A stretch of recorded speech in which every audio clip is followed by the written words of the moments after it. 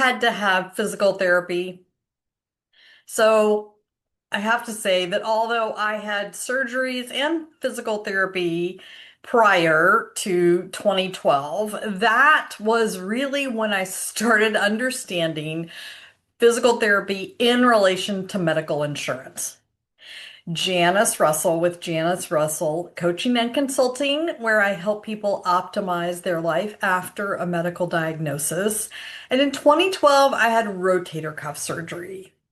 And yeah, we won't go into all the details of that. I advise, however, that you avoid rotator cuff surgery if at all possible. I know sometimes you have to have it. I get it. In any case, that happened early in the year, like February. And in August of that same year, I fell down a flight of stairs and I broke the clavicle, the left side, same as the one the rotator cuff surgery had been on, and I injured my knee and my finger. Now, here was the problem. I had used 28 physical therapy sessions after the rotator cuff surgery, so I only had two left for the whole rest of the year because my insurance, which is good insurance, I might add, only gives me 30 physical therapy appointments per year. That's not per event or per body part. That's for the whole year.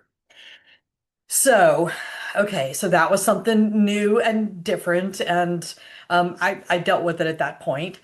Now, I've had other physical therapy since then, uh, from three other surgeries that I've had, a couple of times just from need, and every time it was the same. You go to the doctor, you get the referral, you go to physical therapy. Of course, I've learned you had 30 appointments. If you needed more than that, it became a self-pay.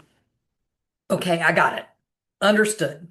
So that changed, however, last year in 2025 when I had to have a revision to my left knee replacement.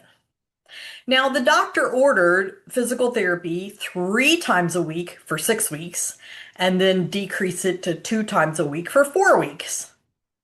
Imagine my surprise when I got a letter from a third party approving me for only 10 PT visits. Now, I'm not great at math, but 6 times 3 is 18, which is definitely less than 10. Um, and I know from having had two knee replacements that you need quite a bit of physical therapy to rehab. So it then became a new learning curve for me. So, first of all, I discovered things like you were approved not only the number of visits, but within a specific time frame. So, for example, later, several months after, when I was still in physical therapy, I went away for a week and then I was sick for 2 weeks.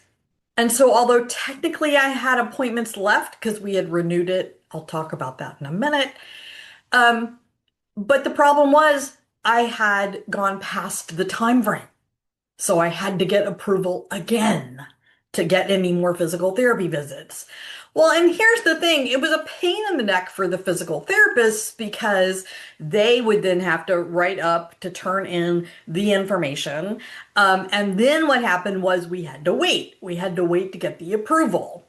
So I had figured this out a little bit earlier on when I was going 3 days a week and I had the 10 appointments and we were scheduling Monday, Wednesday, Friday. Well, if Friday is the end of your number of appointments and you have a session scheduled for Monday, yeah, the PTs are not going to be able to get in the information and the company itself is not going to be able to approve or disapprove by your Monday appointment, which means that either you keep the appointment and you realize that you might have to self-pay if it doesn't get approved, um, or you cancel the appointment and then make one maybe for later that next week after hopefully everything has fallen into place and things have been approved. So here's the thing about that is that it really, really interferes with your ability to heal. And I discovered that again this year when I had some knee pain, and I went to the doctor who prescribed me physical therapy 2 times a week for 4 weeks. And I thought, okay, so how can they turn me down? We're here in like the May, June timeframe. It's not a surgery or anything. He's only asking for 8 PT visits. And so, I dutifully scheduled 7 of the 8. Yeah, then I received the letter saying that I had only been approved for 6. So while I'd worked proactively to schedule, yeah, then what I ended up doing was going to the PT and saying, "Hey, I realize I only get 6." So we canceled one week. The next week I had two. I went to the first one. I canceled the second one so that I could then have one on a week that I hadn't planned one, so that it was closer to when I went back to the doctor. And I say all this because obviously dealing with all this requires attention to detail, both in terms of the number of appointments and the time frame. If this is something that you have to do, if your insurance doesn't require this, no sweat. But if they do require something like this, you need that attention to detail so that you can adjust appointments. And that's concerning the PT that I go to. They're very on top of things, but they don't know, like how my brain works in terms of, oh, I want to spread some things out. So that's a very personal thing. And, I decided to do that. I also made sure to spend extra effort to do the physical therapy appointment exercises at home. They're always important. Don't mistake me here. But just like anybody else, it can be easy to not do quite as many sets or not as many times a day or skip an exercise or whatever. But the thing is, when you're being rationed even further than what the doctor would like you to have, you really got to make that extra effort. Now, here's the thing. I know that people's brains are different, so I am blessed to have that attention to detail and to be able to navigate the calendar and look ahead and plan things out. Not everybody's brain works that way.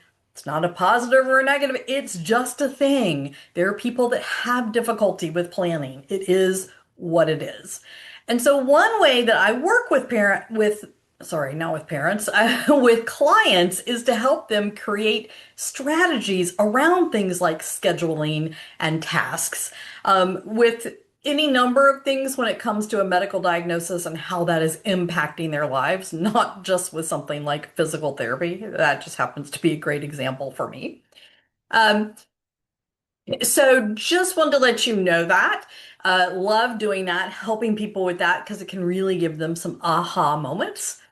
If doing this kind of scheduling, planning, managing the calendar and the to-dos is a bit of a struggle for you, you might find one of my free resources helpful for you. It is called Demystify Time Management: How to Throw It Out and Embrace Your Inner Productivity Potential. And you can get that for free. It is a PDF download. You will find the link to get that in the comments. And I hope that if that is of interest to you, that you will. If it's not of interest to you, hey, no sweat. I understand not everybody, wants to read that kind of stuff, etc. Doesn't matter to me. If you have some thoughts about this, comments, experiences, ways you might have done it differently, etc. I would love to hear that as well. I really find it helpful when we do some sharing around this because what works for one person won't work for everybody, but it may work for one or two more people. So it sort of spreads that knowledge base around. Janice Russell with Janice Russell Coaching and Consulting. Thanks so much for sticking with me through this. And I really do hope that you don't ever need to have physical therapy. But if you do, now you might know a few more things.